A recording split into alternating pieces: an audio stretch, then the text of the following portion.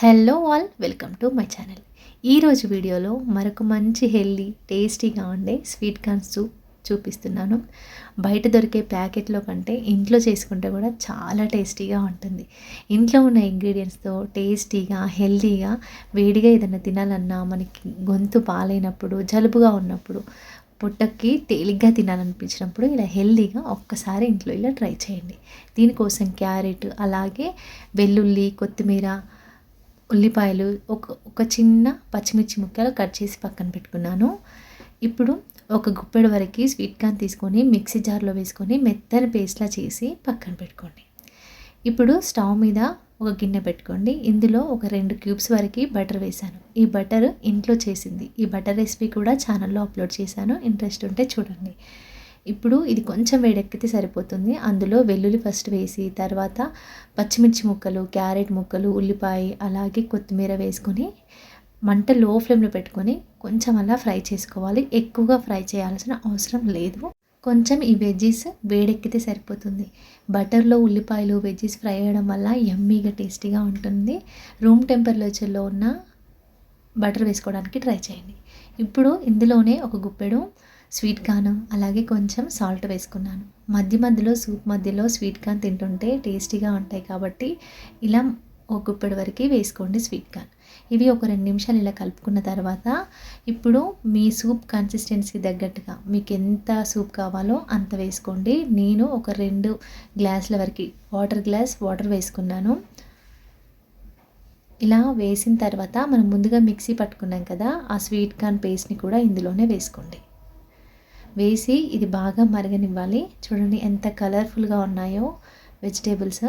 ఇందులో మెయిన్గా ఉల్లి పొరకలు ఉంటాయి కదా, అవి వేస్తే చాలా బాగుంటాయి. స్ప్రింగ్ ఆనియన్స్ అవి లేవు కాబట్టి నేను వేయలేదు. అది ఉంటే అస్సలు మిస్ అవ్వకుండా వేసుకోండి. స్పెషల్ టేస్ట్ని ఇస్తాయి ఈ సూప్కి. మీ టేస్ట్కి తగ్గట్టుగా ఉప్పు వేసి మంట హై ఫ్లేమ్లో పెట్టుకొని మరిగించుకోండి. ఇలా మరుగుతున్నప్పుడు పైన ఇలా వస్తుంది కదా నురగలాగా, అది తీసేయండి. తీస్తే సూప్ క్లియర్గా ఉంటుంది. ఇలా వచ్చింది తీస్తూ ఉడికించుకోవాలి. ఇందులో ఉండే వెజిటేబుల్స్ పచ్చి వేసాం కాబట్టి ఉడికే వరకు ఒక 5 to 10 minutes పడుతుందండి సూప్ అవ్వడానికి. ఈ వెజ్జీస్ అన్నీ ఇలా మెత్తగా అవ్వాలి, అంతవరకు ఉడికించుకోండి. మంట మీడియం టు హై ఫ్లేమ్లో పెట్టుకొని. ఇలా వెజిటేబుల్స్ ఉడికిన తర్వాత ఇప్పుడు ఇందులో ఒక 1/2 స్పూన్ వరకు మిరియాల పొడి వేసుకున్నాను నేను. ఇది కొంచెం ఘాటుగా మన గొంతుకు క్లియర్గా ఉంటుంది. ఇలా వేసి మంట మీడియం ఫ్లేమ్లో పెట్టుకొని ఒక్క 2 నిమిషాలు మరగనివ్వండి. ఇలా మరిగిన తర్వాత ఇప్పుడు ఇందులో ఒక స్పూన్ వరకు నిమ్మరసం వేసుకోండి. పుల్లగా భలేగా ఉంటుంది టేస్ట్. మీ పులుపు టేస్ట్కి తగ్గట్టుగా అడ్జస్ట్ చేసుకోండి. ఒక స్పూన్ వరకు వేసిన తర్వాత 1.5 స్పూన్ల కార్న్ పౌడర్ తీసుకున్నాను నేను. ఈ కార్న్ పౌడర్లో కొన్ని వాటర్ వేసుకొని ఉండలు లేకుండా కలుపుకోండి. ఈ కార్న్ పౌడర్ వేసుకోవడం వల్ల మనకి థిక్గా ఉంటుంది సూప్. థిక్నెస్ కోసం ఇలా వేసుకోండి. 1.5 స్పూన్ వరకు తీసుకున్నాను నేను కార్న్ పౌడర్. ఇలా వేసి ఒక 2 నిమిషాలు ఉడకాలి.